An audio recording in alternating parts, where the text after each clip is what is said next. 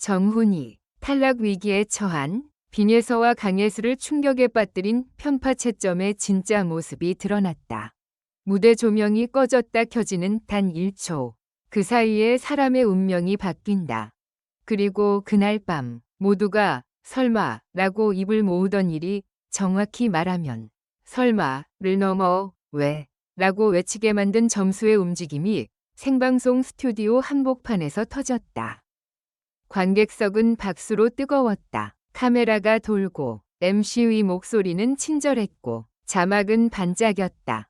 하지만 대기실 공기는 달랐다. 환호가 벽을 타고 들어오면 들어올수록 대기실의 공기에는 더 많은 금이 갔다. 누군가의 손이 떨렸고 누군가의 목소리는 말끝이 짧아졌다. 그리고 그 중심에는 빈예서와 강예슬 그리고 뜻밖의 이름 정훈이가 있었다. 정훈이는 원래 그날의 심사위원석에서 가장 고요한 존재였다. 점수는 숫자고 심사는 평가다. 감정은 가능한 덜어내야 한다. 그는 늘 그렇게 말하던 사람이었다. 그런데 그날 밤 정훈이는 고요하지 않았다.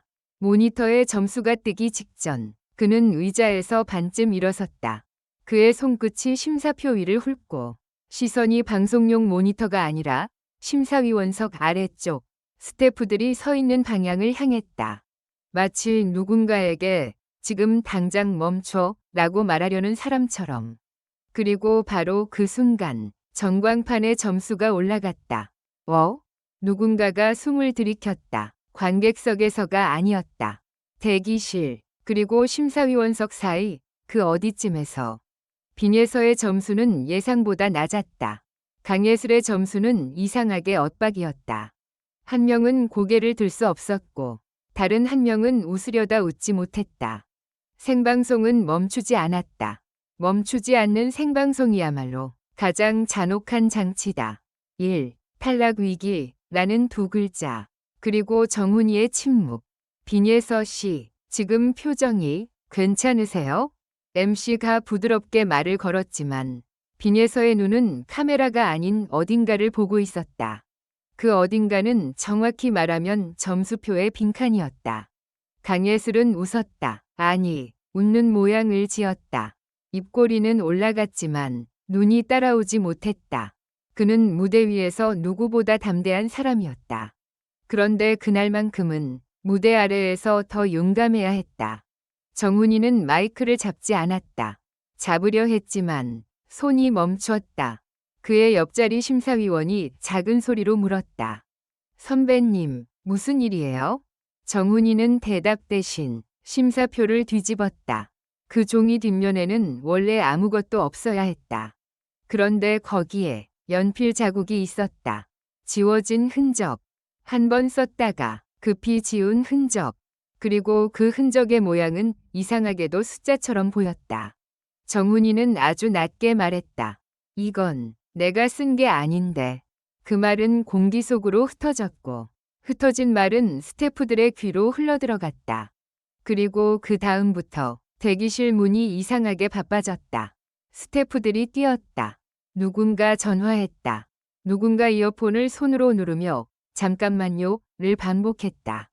그날 밤 사람들은 TV로 점수만 봤다. 하지만 스튜디오 안쪽에서는 점수보다 더 무서운 게 돌아다니고 있었다. 편파 채점이라는 단어. 그 점수 이상하지 않았어요? 팬들의 한 줄, 그리고 단체 채팅방의 폭발. 방송이 끝나자마자 팬들의 세계는 실시간으로 뒤집혔다. 댓글은 증거가 되었고 캡처는 탄환이 되었다. 빈예서 오늘 컨디션 미쳤는데 왜 저 점수지? 강예슬은 음정 안정적이었는데 심사위원 점수 분포가 너무 튑. 정훈이 표정 봤어? 뭔가 알고 있는 얼굴이었어. 그리고 누군가가 올린 짧은 영상이 불을 붙였다. 심사위원석을 비추던 카메라가 아주 짧게 흔들린 순간 정훈이가 심사표를 뒤집는 장면이 잡힌 것이다. 영상은 3초였다. 하지만 3초면 충분했다. 사람들이 상상하기에 세상에서 가장 좋은 길이는 늘 짧은 단서였다. 스태프들은 그날 밤 잠들지 못했다. 제작진 단체방은 새벽까지 울렸다. 심사표 원본 확보했나요? 전광판 송출 로그 확인해야 합니다. 정훈이 선생님 쪽에 연락, 지금은 보류. 빈예서, 강예슬 측, 기사 나가기 전에 컨트롤해야. 그때 한 사람이 조용히 문자를 보냈다. 받는 사람은 조연출이었다. 편파가 아니라 입력일 수 있어요. 근데 그럼 더 큰일이에요. 입력. 그 말 하나가 스튜디오의 온도를 더 낮췄다. 3. 점수는 누가 쓰는 게 아니라 누가 넣는 거야. 숨겨진 테이블. 대부분의 사람들은 심사가 심사위원 손끝에서 끝난다고 생각한다. 하지만 방송의 점수는 손끝에서 시작해 시스템에서 완성된다. 심사위원이 쓴 점수는 종이로 남고 그 종이는 스태프에게 전달된다. 스태프는 점수를 입력한다. 입력된 점수는 서버로 올라가고 서버는 전광판으로 보낸다. 그 과정에서 단 한 번이라도 오류가 나면 그건 실수가 아니라 사건이 된다. 그날 사건은 테이블 위에서 시작됐다. 방송이 끝난 뒤 조연출은 조용히 회의실 문을 잠갔다.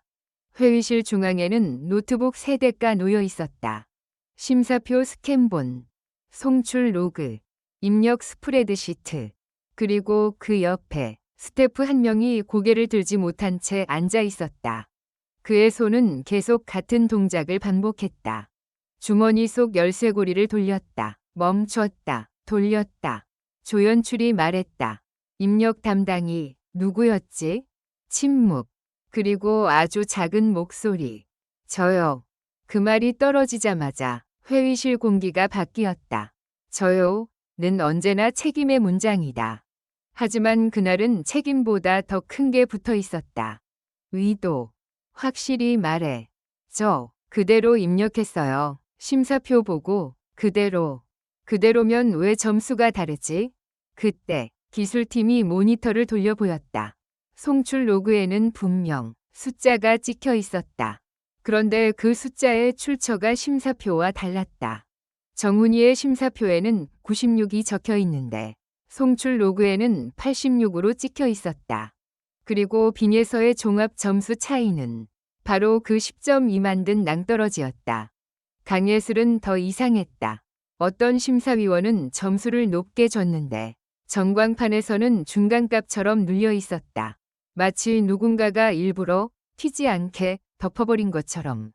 그건 단순한 오타가 아니었다. 오타라면 하나가 틀린다. 그날은 패턴이 있었다. 누군가가 중얼거렸다. 이거 사람 손이 아니라 템플릿 같아. 4. 정훈이의 통화. 내 점수가 내가 쓴 점수가 아니야. 다음 날 아침 정훈이의 휴대폰이 울렸다. 발신자는 제작사 대표. 정훈이는 전화를 받자마자 단도직입적으로 말했다. 대표님, 어제 내 점수 내가 쓴 게 아니에요. 선생님, 무슨 말씀이세요? 내가 96을 썼어. 그런데 86이 나갔지. 그게 실수라면 누가 실수했는지 알아야 하고 실수가 아니라면 더 큰 문제야. 대표는 한숨을 길게 내쉬었다. 선생님, 요즘 이런 이슈는 프로그램 전체를 무너뜨립니다. 정훈이는 차갑게 답했다. 그럼 무너지게 두죠. 잘못된 채로 세워진 건 원래 무너져야 합니다. 그 말이 끝나자 통화는 잠시 끊긴 듯 조용해졌다. 그 침묵 사이로 대표가 조심스럽게 말했다. 혹시 심사표 보관 선생님 쪽에서 하고 계신가요? 정훈이는 웃지 않았다. 왜요? 가져가게요? 대표는 대답을 피했다. 피하는 대답은 언제나 있다와 같다. 정훈이는 그제야 확신했다. 어제의 점수는 단지 숫자가 아니라 별표 누군가의 기획일 수 있다는 것을. 오, 빈예서와 강예슬, 우리가 뭘 잘못했죠? 빈예서는 연습실에 혼자 있었다. 피아노 건반 위로 손을 얹었지만 소리가 나지 않았다. 그날 이후 음악이 잠시 멈춘 듯했다. 강예슬은 차에서 내리지 못하고 있었다. 핸들을 잡은 손에 힘이 들어갔다 풀렸다. 매니저가 물었다. 예슬아, 괜찮아? 강예슬은 한참 있다가 말했다. 괜찮은데 억울해. 그 억울함은 단순히 점수 때문이 아니었다. 사람이 상처받는 건 때로는 결과보다 과정이 공정하지 않을 때다. 빈에서는 소속사 대표에게 이렇게 말했다. 대표님, 제가 부족한 거면 더 노력할게요. 근데 어제는 이상했어요. 제가 느꼈어요. 그 무대에서 박수가 달랐거든요. 강예슬도 비슷한 말을 했다. 저 심사위원들 표정 봤어요. 몇 분은 분명 좋다고 고개 끄덕였는데 점수는 그 표정이랑 달랐어요. 그 말이 모이자 결국 하나의 질문이 남았다. 대체 누가 무엇을 바꿨나?